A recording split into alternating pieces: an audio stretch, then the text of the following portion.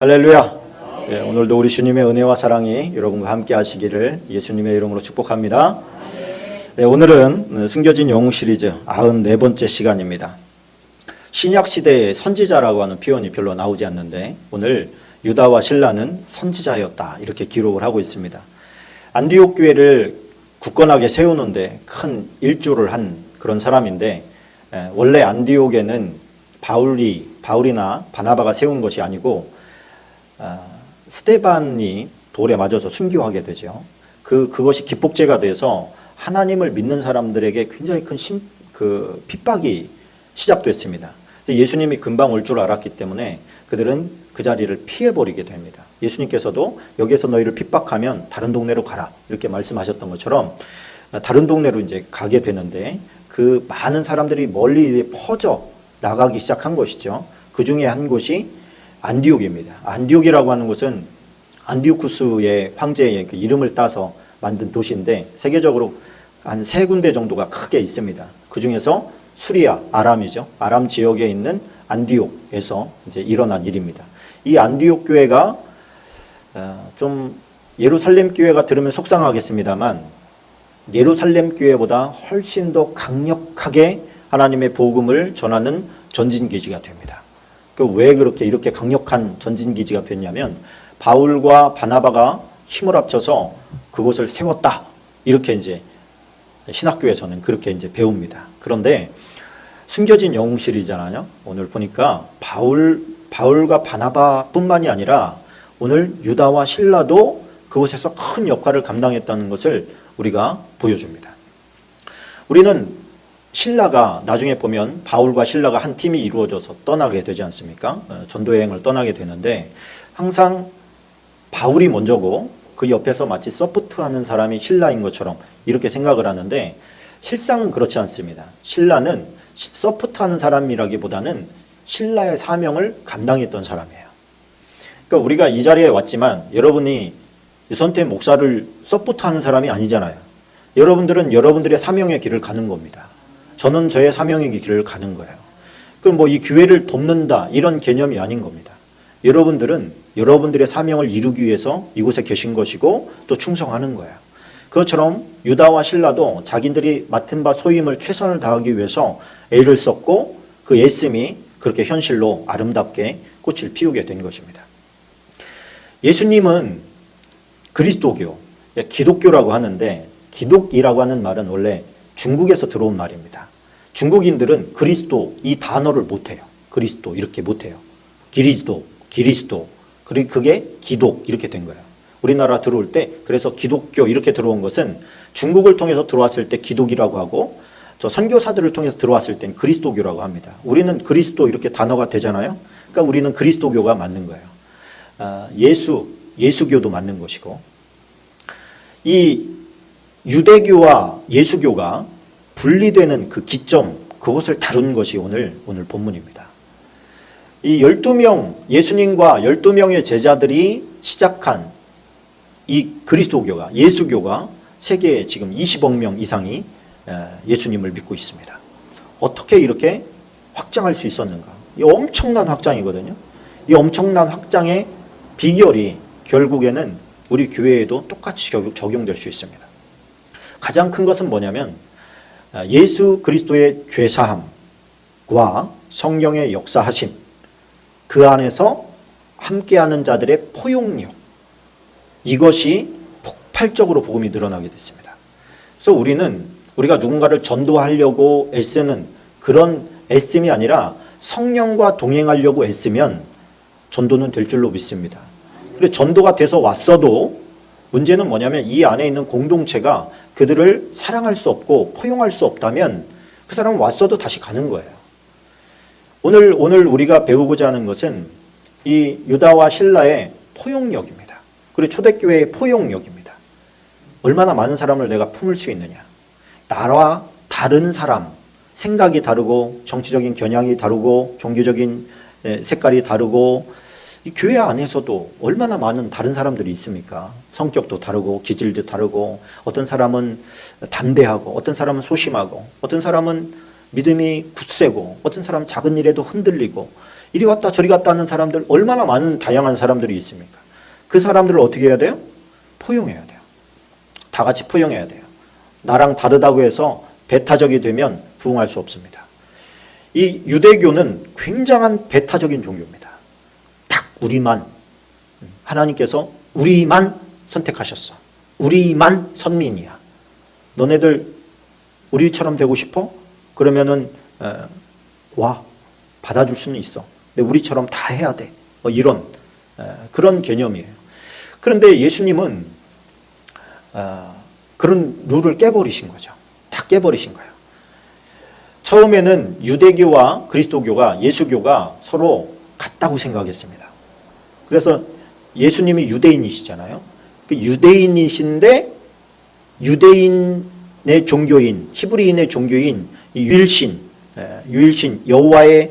여호와만 섬기는 이 종교에서 우리가 예수님을 섬기는 걸로 분리돼서 나왔어요. 근데 여호와가 예수님이시거든요. 그러니까 본질로 가면 하나지만 이 사람들은 나사렛 이단교라고 정죄했습니다. 예수님이 나사렛에서 자라셨잖아요. 그러니까 나사렛 사람의 이단, 그리고서 완전히 배척을 해버린 거예요. 그러다 보니까 받아들일 수 있는 일반인들은 기회조차 갖지 못했던 것이죠. 자, 오늘 보니까 성령께서 그들 가운데 함께 하셨고, 또 함께 하시는 가운데 성령을 받았다고 해서 다 되는 것도 아니고, 교회를 나온다고 해서 다 되는 것도 아니고, 그 안에서 막 자라가야 되는데 누가 자라게 하느냐? 목사님이 자라게 하느냐? 그렇지 않습니다. 그냥 목사는 말씀을 전할 뿐이지 여러분이 자라게 하시는 거는 하나님이 하시는 거예요. 심는 이가 있고 물 주는 이가 있지만 자라게 하시는 분은 하나님이십니다. 그러면 누군가는 심어야 되고 누군가는 물을 줘야 돼요. 그 물 주는 사람이 누굽니까? 심는 사람이 누굽니까? 결국에는 전도하는 사람이고, 옆에서 계속 그가 자랄 수 있도록 도와주는 사람. 오늘 바울과 실라는 뭐라고 하냐면 이 교회를 굳건하게 했대요. 굳건하게 했다는 겁니다. 그러니까 이미 있는 사람이라고 해서 다 굳건한 게 아니에요. 신앙생활 오래 했으면 굳건합니까? 그렇지 않아요. 아무리 신앙생활을 오래 했어도 작은 일에 휘둘리고 하나님을 의지하는 법을 금방금방 잃어버리고 금방 세상 따라 나아가는 일들이 허다합니다. 그럼 왜 이 굳건하게 되는 일이 없는가? 1차적으로는 본인의 잘못이죠. 하나님의 말씀 위에, 반석 위에 굳건하게 세워져야 되는데 그렇게 하지 못했기 때문에 이리 휘둘리고 저리 휘둘리는 경우가 있습니다. 그러면은 2차적인 책임은 누구 있느냐? 공동체에게 있는 거예요. 이 공동체가 연약한 자들을 돌보고 기도해주고 함께 상담도 해주고 연약한 잘못 알고 있는 지식들을 교정해주면서 하나 되게 하는 이 소금의 역할을 하는 사람이 있어야 된다는 거죠. 그게 여러분이 될 줄로 믿습니다. 그리고 그렇게 되시라고 예수님의 이름으로 부탁을 드립니다. 이게 보면은 다 같을 수가 없어요. 성격이나 기질이나 성향이나 이런 것들이 다 같을 수가 없어요. 여기서 아마 정치 얘기하자 그러면 아마 뭐 살벌해질 겁니다. 교회는 정치 얘기하는 곳이 아닙니다. 그런 분열을 가져와요. 지역 얘기하는 것도 아닙니다. 그러면 그쪽 동네 가서 그 미워하면서 살든지. 이 공동체는 하나님의 킹덤이에요. 예수 그리스도의 킹덤이에요. 왕국이에요. 여기가 나라예요, 나라. 나라 안에서 분열하면 어떻게 됩니까? 깨져버리는 거예요. 깨져버리는 거예요. 그 깨쳐버리려고 하는 세력이 얼마나 무시무시하게 달려듭니까? 우는 사자처럼. 이게 어둠의 영이거든요. 그 어둠의 영을 직시할 수 있는 사람이 수준 있는 사람이에요. 믿음에 대적해야 됩니다. 그래서 이 사람들의 수고와 헌신으로 말미암아서 이들이 굳건하게 세워지고 그 굳건한 교회가 열방을 향해서 선교하는 교회로 아지트가 바울 선교의 아지트가 되는 굉장히 중요한 역할을 하게 됩니다. 오늘 이 포용성에 대해서 오늘 좀 나누려고 하는데 오늘 본문 말씀을 보면 이 사람들이 흩어진 사람들이 안디옥에도 갔는데 안디옥에서 유대인들에게만 복음을 전했어요. 처음에. 왜? 다른 사람들은 기초가 없어요. 기초가 없으면 졸립습니다. 설교를 들을 때 기초가 없으면 졸립게 돼 있어요. 무슨 얘기를 하는지 모르니까 졸린 거예요. 그런데 조금의 지식이 붙어나가기 시작하면 그때부터는 어떻습니까? 훨씬 더 강력해지고 즐겁게 됩니다. 그 역할은 누가 하는 거냐? 우리 성도들이 서로가 해주는 겁니다. 그리고 우리가 셀 모임 가운데 이 작업을 하는 거예요. 설교 시간에 내가 이만큼의 눈덩이를 뭉쳐놨다면 이제 그걸 막 굴려오면 굴릴 만큼 커지잖아요. 셀 모임 때 그거 하는 거예요.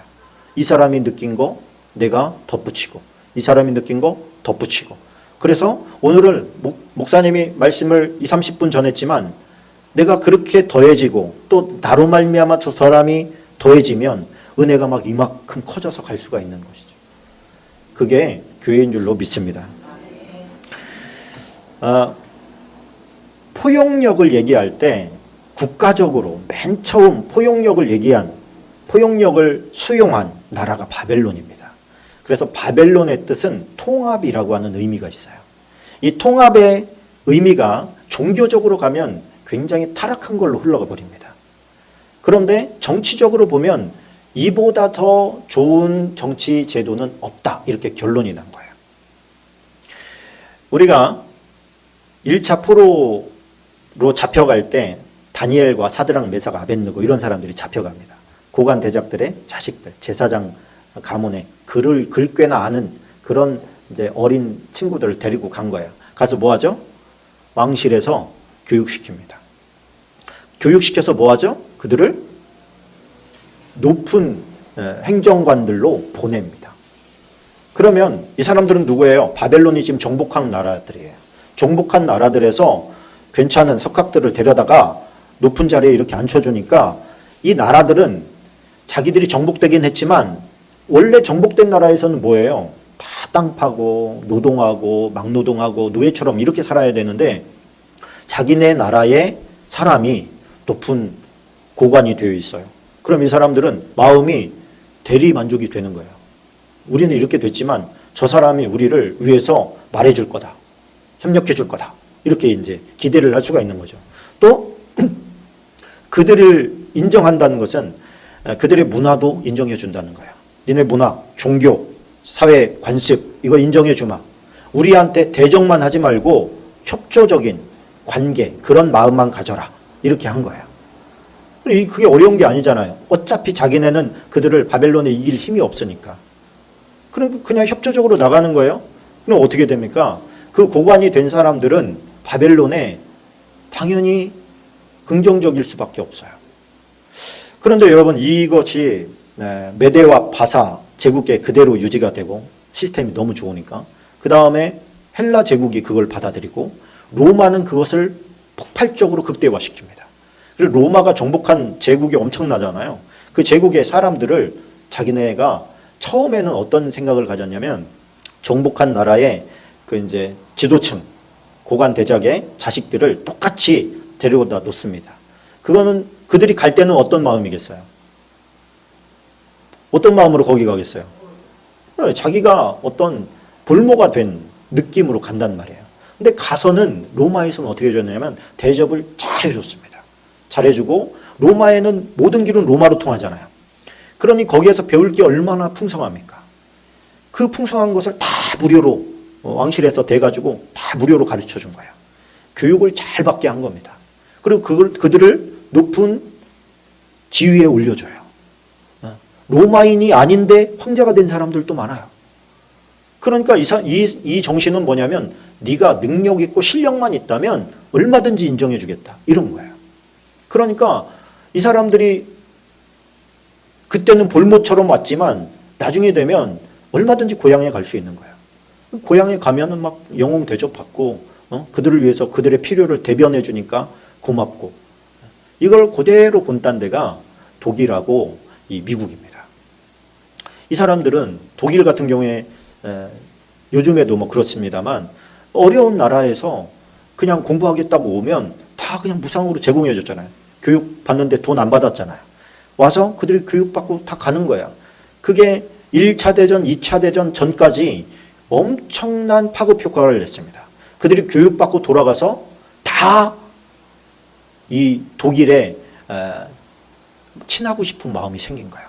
그들의 정신이나 문화나 이런 것이 너무 고급졌기 때문에. 그게 이제 종교개혁으로 말미암아서 그렇게 된 것이죠. 하나님의 말씀이 그들에게 들어가므로. 미국도 그걸 그대로 본받았습니다. 뭐예요? 세계 각지에서 사람들이 다 와요. 이민을 와요. 이민을 오고 이민을 안 와도 가난한 사람들 데려다가 학교에서 교육시켜요. 그리고 그냥 돌려보내요. 이 사람들이 그 앞선 문화를, 앞선 교육과 이 어떤 다방면에서 다 앞서 있으니까 그걸 배워가지고 너네 고향으로 가서 써먹어. 이렇게 된 거예요. 그러니까 다 그 교육을 받고 온 사람들은 친미주의자, 그걸 나쁘게 표현한 거죠. 친미주의자들이 되는 거예요. 그 원천으로 들어가면 어디요? 바벨론이 나온다는 말이에요. 그 바벨론이 처음 시작한 거예요, 그거를. 그 이제 계속해서 지금까지 발전되어 오는데, 이게 이 포용력 자체는 하나님께서 굉장히 아름답게 쓰는 그런 도구입니다. 이게 유대인에게만 복음을 전하니까 유대인들은 성경에 구약의 사고가 있으니까 그 말씀이 꿀송이처럼 달았어요. 우리가 기다리던 그 메시아가 예수야? 그 예수가 확실해? 그 사람 죽었다가 살아난 게 확실해? 그러면서 이 안디옥에서 믿는 사람들이 늘어나기 시작했어요. 예수님을 모셔드리고 믿기 시작하면요, 제일 먼저 바뀌는 게 얼굴 표정입니다. 기쁨이 충만하거든요. 기쁨이 충만하면 지금 여러분들 보니까 기쁨이 충만한 것 같습니다. 네? 이유를 묻게 되잖아요. 또 왜 이렇게 기분이 좋냐 요즘에. 그럼 뭐라고 하겠어요? 아, 우리가 기다리던 메시아가 왔는데 지금 다시 가서 우리를 위해서 처소를 예비하고 다시 오겠다고 약속하셨어. 그게 뭔데? 이방인들은 하나도 모르잖아요. 그게 뭔데? 이렇게 물어본 거예요. 그래 이방인들한테 그냥 알려준 거예요. 그때 이방인들이라면 헬라인들을 말하는 겁니다. 헬라인, 로마인 뭐 이런 사람들을 말하는 거죠. 헬라어를 사용하는. 그럼 얘기해 주니까 이방인들이 관심을 갖는 거예요. 그분이 당신들의 죄를 위해서 대신 죽었다고? 그분 믿으면 당신 죄가 용서받아? 용서받는다고. 그리고 천국도 간다고. 하나님의 나라에도 간다고. 그분이 다시 오신다고 했다고. 이 사람들의 마음에 죄책감을 가지고 있던 사람들, 뭐 이런 사람들이 예수님에 대해서 소망을 품기 시작했어요. 나도 믿으면 안 되냐? 이렇게 된 거죠. 나도 믿으면 안 되냐? 이렇게 질문을 했을 때 그때 갈등이 컸을 겁니다. 믿으라고 해야 되나 말아야 되나? 해야 되나 말아야 되나? 그런데 그들이 나도 믿고 싶다. 나도 믿게 해줘. 어떻게 하면 돼? 그랬을 때 그들에게 복음을 제시했더니 확 받아들인 거예요. 확 받아들이고 막 폭발적으로 늘어나기 시작한 거예요. 그런데 더 신기한 것은 이들에게 막 성령이 임하는 거예요. 하나님의 능력이 임하는 거예요. 막 그들 입술에서 방언과 예언과 능력들이 나타나기 시작하는 거예요. 여러분 초대교회에 7 집사가 있습니다. 7 집사. 아시죠? 스데반을 비롯한 7 집사, 빌립 집사 뭐 이런 집사들 있죠? 히브리인 한 명도 없습니다. 다 헬라파예요. 헬라인들이에요. 그런데 환상을 보고 스데반은 막 환상을 보고 설교를 하고 빌립은 막 기적과 이적이 나타나고 이 이방인들인데 그런 이적과 기적들이 막 나타나는 거예요. 히브리파 사람들은 별로 안 나타나는데 이게 뭐예요? 하나님의 지금 확장성이 시작된 거예요. 확 막 퍼져나가기 시작하는 거예요. 바울이 이런 이제 하나님의 말씀을 듣고 회심하죠. 바울도 이제 하나님을 만나지 않습니까? 하나님을 다메섹 도상에서 만나서 아나니아에게 이제 눈 먼 상태가 떠지게 되고 이제 강력한 복음의 일꾼이 되는데 사도들은 안 만나줬어요. 나중에 이제 베드로 사도나 만났고 그때는 이제 사도들이 이미 흩어진 다음이기도 했지만 워낙에 예수님 핍박하는 걸로 유명했던 사람이라 안 만나줬습니다. 그런데 이 사람이 아라비아에 가서 3년 있다가 돌아와서 제자들과 컨택을 시도하는데 잘 안 됐어요. 그때 컨택을 시도할 때 도와줬던 사람이 바나바입니다. 간신히 베드로를 만나죠. 그 다음에는 다시 소식이 없어요. 이 사람이 어디로 갔냐면 다소로 갔어요. 바울의 고향 다소로 가 있었어요. 제가 그 바울의 우물이라고 하는 다소에 가면 우물이 하나 있는데 흔적이 그거밖에 없어요. 다소에. 그래서 이제 여기에 바울의 고향이기도 하고 여기에 머물렀던 곳이다. 그래가지고 이제 성지순례하면 그곳을 한번 이렇게 스쳐갑니다. 아, 이런 곳에 살았구나. 뭐 대도시가 아닙니다. 그 당시에는 좀 대도시였어요. 바울이 얘기할 때 나는 작은 도시에 있었던 게 아니다. 대도시에 있었다. 뭐 이렇게 이제 표현하는 장면인데 지금은 뭐 다 사라져가지고 우리 지도를 하나 볼까요? 지도를 하나 보면 예루살렘이 이제 빨간색으로 있고 그쪽으로 쭉 올라가면 안디옥이 나옵니다. 안디옥에서 11시 방향에 보면 다소라고 하는 곳이 나와요. 그 안디옥에서 처음에는 바나바 혼자 갔다가 그 바나바가 사역이 너무 커지니까 혼자 말씀을 가르치는 사역의 한계를 느낍니다. 그래서 말씀에 탁월한 지식을 가지고 있던 바울이 어딨나 그러고, 그때는 사울이죠. 수소문에 보니까 고향에 가 있다는 거예요. 고향에 보니까 안디옥에서 그다지 멀지 않아요. 야, 이거 며칠만 고생하면 데리고 올 수 있겠다. 그리고서 며칠 동안 가서 다소에 가서 바울을 데리고 와서 함께 사역을 합니다. 그리고서 사역을 하다가 이제 그 예루살렘 공동체가 아니라 안디옥 공동체에서 기도를 하는 가운데 성령이 워낙에 강하게 이제 역사하고 하니까 음성을 막 듣습니다. 사람들이. 내가 시키는 일이 있으니까 바나바와 바울을 따로 세워라. 그래가지고 바나바와 바울이 따로 이제 선교 여행을 떠나게 되고, 갔다 와 보니까 안디옥 교회가 좀 정신이 없어졌어요. 왜 없어졌느냐? 유대에서 온 어떤 사람들이 자꾸만 히브리 구약 성경의 말씀이 그들에게 너희도 구원받고 싶으면 그걸 해야 된다고 얘기하기 시작한 겁니다. 그 당시에는 안디옥 교회에는 히브리파와 이 헬라주의자들이 같이 교회에 있었잖아요. 너무 다르거든요. 문화도 다르고 유대인들의 생활 습관은 일반인들이 따라갈 수가 없어요. 이방인들은 그게 너무나 막 시간이 갈수록 디테일해져 가지고 너무 세부적인 것들이 많아요. 이방인들은 감히 어떻게 흉내도 못 내요. 그러다 보니까 유대인들은 유대인 나름대로 특권의식이 있고, 이방인들은 성령이 충만하고, 이 두 개가 조화가 잘 안 되는 상황이 벌어진 겁니다. 그래서 그때 이제 성경에 대해서 모르면 아는 사람에게 귀를 기울이게 돼 있잖아요. 그리고 뭔가 답변을 할 게 없어. 이 사람들은 성령이 충만할 뿐이지 말씀에 근거한 어떤 답변이 나와야 되는데 이게 없는 거예요. 그래서 여러분들도 마찬가지 아닙니까? 뭐 저쪽 이단에서 훈련받은 사람 말씀 들고 와서 막 찾아대면 이런 말씀으로 반박을 해야 되는데, 내가 말씀에 대한 지식이 부족하면 그 사람 말에 그냥 끌려가게 돼 있어요. 그리고 여러분, 이게 말씀에 대한 지식을 계속해서 내가 축적해 놔야 됩니다. 그래서 묻는 자들에게 대답할 것을 알고 있어야 된다는 거예요. 이 어려서부터 하나님의 말씀을 들으면서 또 실행하면서 자란 사람들이 와서 하는 얘기가 뭐예요? 할례를 행해야 된다. 그 일련의 과정을 우리 한번 사도행전 11장 19절로 25절까지 같이 한번 읽어보겠습니다. 그때 스데반의 일로 일어난 환란으로 말미암아 흩어진 자들이 베니게와 구브로와 안디옥까지 이르러 유대인에게만 말씀을 전하는데, 그 중에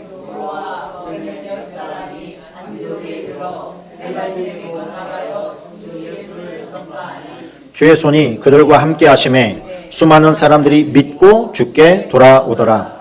예루살렘 교회가 이 사람들의 소문을 듣고 바나바를 안디옥까지 보내니 그가 이르러 하나님의 은혜를 보고 기뻐하여 모든 사람에게 굳건한 마음으로 주와 함께 머물러 있으라 권하니, 바나바는 착한 사람이요 성령과 믿음이 충만한 사람이라. 이에 큰 무리가 주께 더하여 지더라. 바나바가 사울을 찾으러 다소에 가서.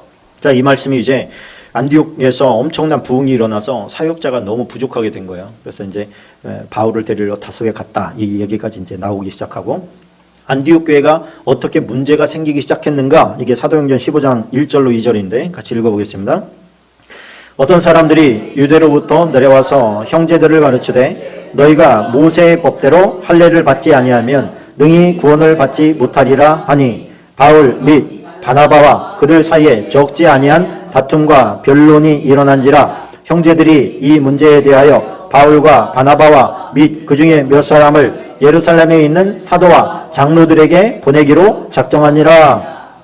그래서 제1회 회의가 소집이 됩니다. 회의가 소집이 돼서 사람들이 이제 사도들이 모이기 시작하고, 거기에서 이방인인데 구원받은 사람들에게 구약의 율법을 지키게 할 거냐 말 거냐에 대해서 1차 회의를 하게 됩니다. 근데 이 회의의 의장은 누구냐면 베드로예요. 베드로. 하나님께서 베드로에게 뭐를 주셨죠? 예수님이 천국 열쇠를 주셨잖아요. 네가 이 땅에서도 매면 하늘에서도 매이고 이 땅에서 풀면 하늘에서도 풀리리라. 교회를 운영하는 데 있어서는 헌장이 필요합니다. 교회법이 필요하다는 거예요. 교회법. 그 교회법을 제정하는 데 있어서 그 권한을 베드로에게 위임한 거예요. 그래서 네가 이 땅에서도 법으로 규제하면 하늘에서도 적용시키겠다. 이 땅에서 만약에 규제했던 것을 풀면 하늘에서도 풀어주겠다. 이 얘기를 한 거예요. 그래서 그들은 1차 회의 때 모여서 회의를 하는 가운데 이렇게 얘기합니다. 사도행전 15장 28절을 보면 성령과 우리는 이렇게 말씀을 합니다. 그러니까 이 지금 뒤에 나오는 이 네 가지 율법이 하나님을 믿은 예수 그리스도를 믿는 사람들에게까지 적용되는 한계점을 지금 얘기를 해줘요. 네 가지를. 그거는 뭐냐면 성령과 우리가, 다시 말하면 성령께서 제정해 주신 것이다. 이런 겁니다. 그래서 성령과 우리는 이 요긴한 것들 외에는 아무 짐도 너희에게 지우지 아니하는 것이 옳은 줄 알았다. 성령께서 깨닫게 하신 거예요. 이것 외에는 이방인들에게 무엇도 강요하지 마라. 이렇게 하신 거예요. 그리고 네 가지가 나옵니다. 첫 번째가 뭐예요? 우상의 제물과 피와 목매어 죽인 것과 음행을 멀리할지니라. 이에 스스로 삼가면 잘되리라. 평안함을 원하노라 하였더라. 그들이 작별하고 안디옥에 내려가 무리를 모은 후 편지를 전하니 읽고 그 위로한 말을 기뻐하더라. 유다와 실라도 선지자라 여러 말로 형제를 권면하여 굳게 하고. 그러니까 이 얘기는 무슨 얘기냐면 이제 결정이 났어요. 결정이 나서 그 결정난 것을 이제 편지에 담아서 전달을 해야 되는데 이 편지만 딸랑 전달을 하면 이 뒤에 있는 깊은 얘기들을 이해를 못할 것 같은 거죠. 그렇죠? 여러분 성경 딸랑 던져주고 읽어 그러면은 이해가 되겠습니까? 이해 못하잖아요. 그러니까 그것을 이해할 수 있도록 설명해 줄 사람들을 보내게 되는데 그게 유다와 실라라는 거예요. 그러니까 이 편지에 대해서 왜 이런 결론이 도달하게 됐는지, 그리고 선지자라고 얘기해요. 유다와 실라도 선지자라. 선지자가 하는 일이 뭐예요? 하나님의 뜻을 전하는 일이에요. 하나님의 뜻을 알고 그 뜻을 전하는 게 선지자예요. 그러면 이 사람들이 지금 들고 가는 편지가 아까 얘기했듯이 성령 안에서 만들어진 거면 하나님의 뜻이란 말입니다. 이 뜻을 사람들이 잘 이해할 수 있도록 전달을 해줘야 돼요. 그럼 이 얘기가 전달됐을 때 안디옥 교회에 있는 유대인 공동체는 환영할까요? 싫을까요? 환영할까요? 싫어할까요? 네. 그게 우리 마음 자세일지 않을까요? 싫어했을 겁니다. 그런데 안디옥 교회가 이렇게 단단해졌다 그랬잖아요. 오늘 보니까 형제를 권면하여 굳게 하고. 그러니까 여기서 뭘 권면했다는 거예요? 싫어하는 자들. 그런 게 어딨냐? 우리는 다 지키면서 사는데 그렇게 그 사람들이 볼 때는 막 맘대로 사는 거죠. 저렇게 맘대로 사는데 구원받아? 그런 게 어딨어? 막 그러면서 화가 날 거 아닙니까? 그런 사람들을 권면하는 거예요. 그게 아니야. 그렇게 생각하면 안 돼. 우리는 그것이 마음에 이 오랫동안 축적됐기 때문에 어렵지 않지만 저 사람들은 그게 얼마나 어렵냐. 그거 못한다고 하나님께서 지옥에 보내면 그게 맞냐. 이렇게 계속해서 좋은 말로 설득하는 거예요. 그렇게 해서 한 사람 마음을 이제 그들에 대해서 좋은 마음을 품도록 도와주는 그 역할을 했던 거예요. 이게 쉬운 일이냐 말이에요. 이게. 근데 그 일을 하니까 어떻게 돼요? 교회가 굳건하게 세워지는 거예요. 굳건하게. 여러분 이 일을 우리가 해야 되지 않겠습니까? 네? 목사한테 다 떠넘기시겠습니까? 네? 이거 누가 할 거예요? 누가? 네? 따라서 합시다. 내가 한다. 아멘? 네. 그 일을 내가 하는 거예요. 내가 유다와 실라가 되는 거예요. 내가. 그러면 우리가 왜 신약 시대에도 이 네 가지는 지키라고 얘기하는가? 지키라고 얘기하는가? 여기에 대해서 우리가 좀 생각을 하고 넘어가야 됩니다. 첫 번째 우상의 제물이 있는데 이 우상의 제물에 대해서 약했던 사람들은 고린도 교회 사람들입니다. 안디옥교도 마찬가지고요. 로마가 들어간 곳에는 로마 신들도 함께 들어갔습니다. 그래서 로마 신에게 제사하는 게 다 있었어요. 그런데 유대교는 그걸 받아들이지 않잖아요. 그러다 보니까 약간의 갈등은 있었지만 그것까지도 로마는 허용을 해주고 있었어요. 근데 우상이 한두 개가 아니거든요. 나 아덴에 가면 알지 못하는 신에게 이런 신상까지 만들어 놨잖아요. 혹시나 그 신이 서러워할까봐, 서운해할까봐. 그 정도 신에 대한 그런 생각이 많은 그런 나라인데 여기에다 바쳐진 제물은 뭐냐면 그 제물이 의미하는 게 뭐냐면 그 신으로 말미암아 우리가 먹고 마실 수 있게 되었습니다. 라고 하는 감사의 표현인 거예요. 그러니까 우리는 하나님 앞에 제사상 안 차려놓잖아요. 그죠? 뭐 추수감사절 때 이제 풍성하게 놓고서 이제 감사 예배를 한번 드리긴 합니다만 그거를 매일 했단 말입니다. 매일. 그러니까 거기에서 나온 음식은 신의 궁율의 음식이다 그래가지고 또 싸요. 그러니까 가난한 사람들은 그걸 먹고 살 수밖에 없었어요. 바울이 나중에 우상에게 바쳐졌던 음식이라도 그거 아무것도 아니다 이렇게 얘기했던 것은 그 가난해서 그거 아니면 먹고 살 수 없는 자들에 대한 배려였어요. 그거 먹었다고 해서 너가 지옥 가는 게 아니다. 그럼 뭐라고 얘기해 줘야 됩니까? 그 사람들한테. 그냥 굶어 죽으라고 얘기합니까? 아니면 하나님께서 알아서 떨어뜨려 주실 거다 이렇게 얘기해야 됩니까? 그렇게 해서 그 사람들로 하여금 그 양심의 괴로움에서 놓여지도록 좀 은혜를 베풀어 준 거야.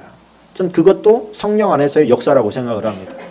두 번째는 뭐냐면 피예요. 피. 우리 피에 대해서 금지하고 있는 것들을 한번 읽어보겠습니다. 레위기 17장 14절입니다. 시작. 모든 제물은 그 피가 생명과 일체라. 그러므로 내가 이스라엘 자손에게 이르기를 너희는 어떤 육체의 피든지 먹지 말라 하였나니 모든 육체의 생명은 그것의 피인즉 그 피를 먹는 모든 자는 끊어지리라. 피를 먹으면 끊어진대요. 자, 신명기 12장 16절입니다.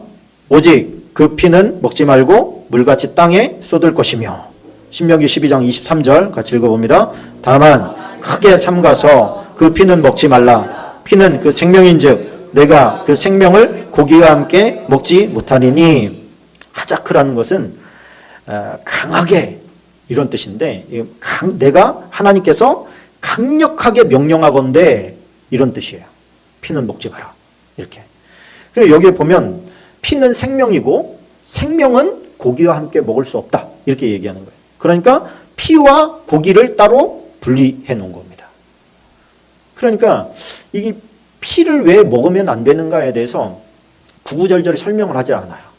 그래서 이게 어떤 의미인지 정확하게 몰라요. 왜냐하면 성경은 구구절절히 피를 먹지 말라라고 하는 거에 대해서 막 설명을 하고 나서 그러니까 먹지 마 이런 게 아니에요.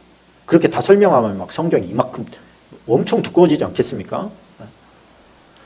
그 대략적인 설명만 해놓은 주석책도요. 여기서부터 여기까지 가요. 근데 이런 디테일한 것들을 어떻게 하겠어요. 그런데 목매어 죽인 것을 제가 연구하다가 이래서 구구절절히 해놓지 않은 거구나 라고 하는 걸 깨닫게 됐어요. 이 피와 목매어 잡은 것과는 관계가 있습니다. 이 네 가지 중에서 세 가지가 다 먹는 거에 해당하는 거예요. 근데 이 피와 목매어 잡은 것은 우리나라는 그냥 쉬운 말로 개고기 이렇게 생각을 하잖아요. 개고기만을 의미하는 게 아니라 질식시켜서 죽인 고기를 말하는 거예요. 질식시켜서 죽은 고기는 먹지 마라. 그 당시에 뭐 질식시켜서 죽인 게 목매달아 죽은 것밖에 없으니까 그냥 목매달아 잡은 거 이렇게 우리나라 번역했습니다만 정확하게 말하면 질식시켜서 죽은 짐승의 고기는 먹지 말아요. 그걸 왜 먹으면 안 되는가에 대해서 천안대 기독신학대학원의 김경진 교수하고 한국표준과학연구원의 유기분석그룹에 있는 김영우 연구원이 이런 연구 결과를 냈습니다. 짐승의 숨통을 끊어 도살하는 데는 몇 가지 원칙이 있다. 고통을 최대한 줄이고 죽음의 시간을 최대한 짧게 하되 도살체인 짐승과 그 현장을 청결하게 유지할 것 등이 그것이다. 목매 죽인 짐승의 경우 이런 도살 원칙에서 상당히 멀어져 있다고 볼 수 있다. 목을 매달기 때문에 죽음의 시간이 길다는 것이다. 긴 죽음의 시간은 짐승에게 그만큼 많은 고통을 준다. 죽어가는 동안 짐승은 지금까지 경험하지 못했던 극도의 두려움과 공포, 심지어 분노까지 겪게 된다.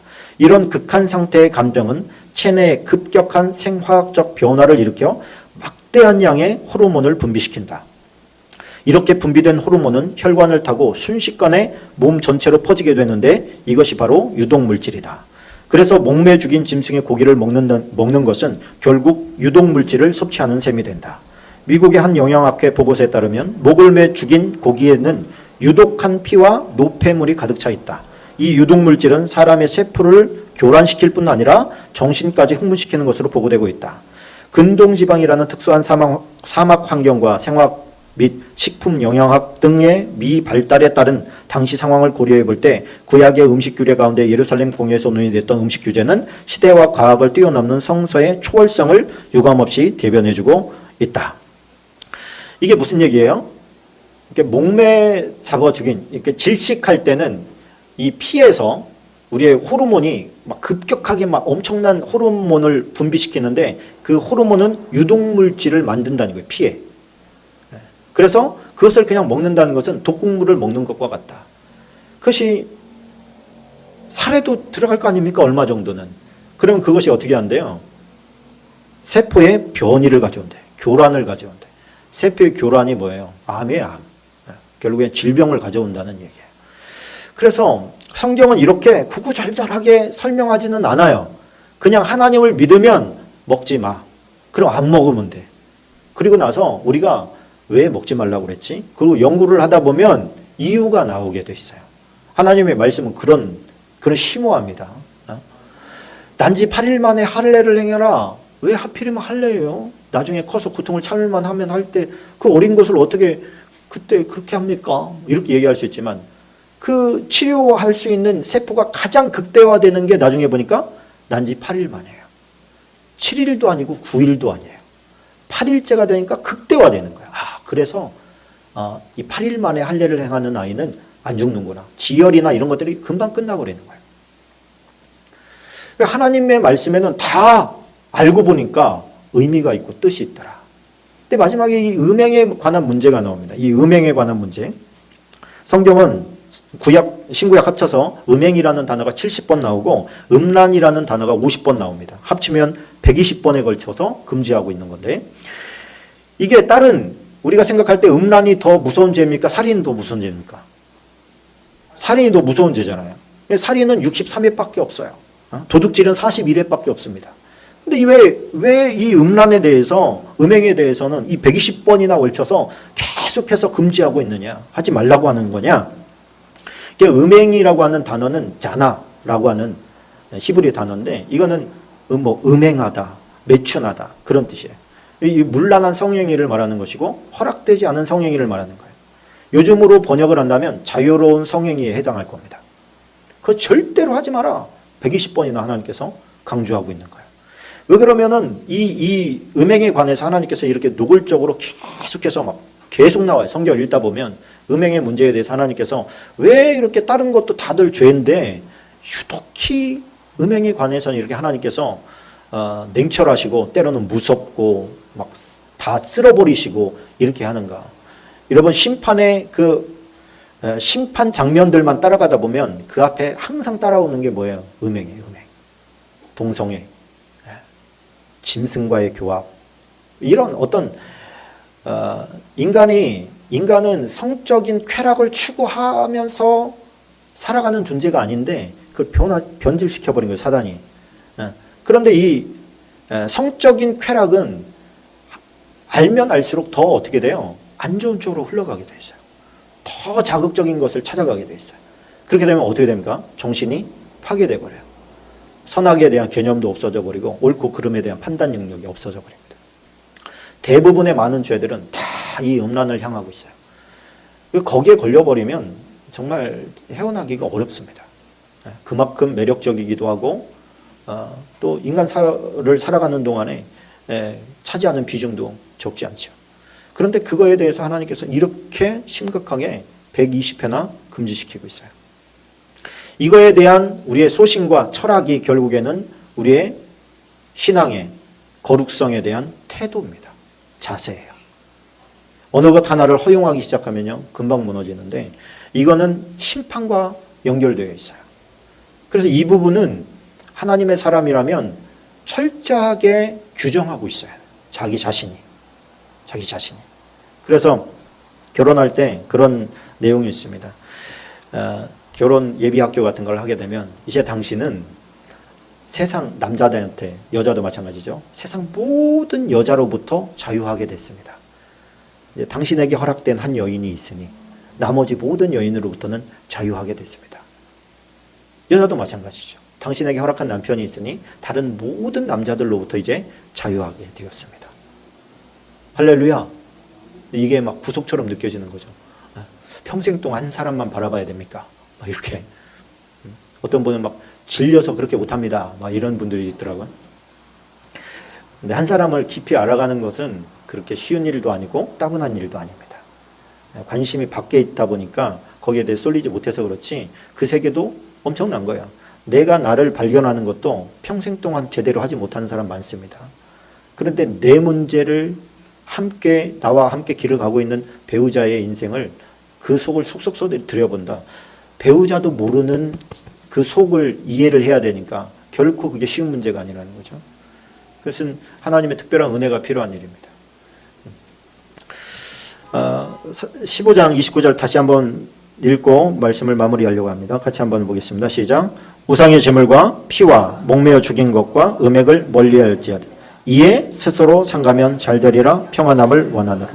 자, 여기서 스스로 삼가면이라는 것이 디아테레오 해 아우투라고 하는 거예요. 스스로 철저히 지키면 그런 거예요.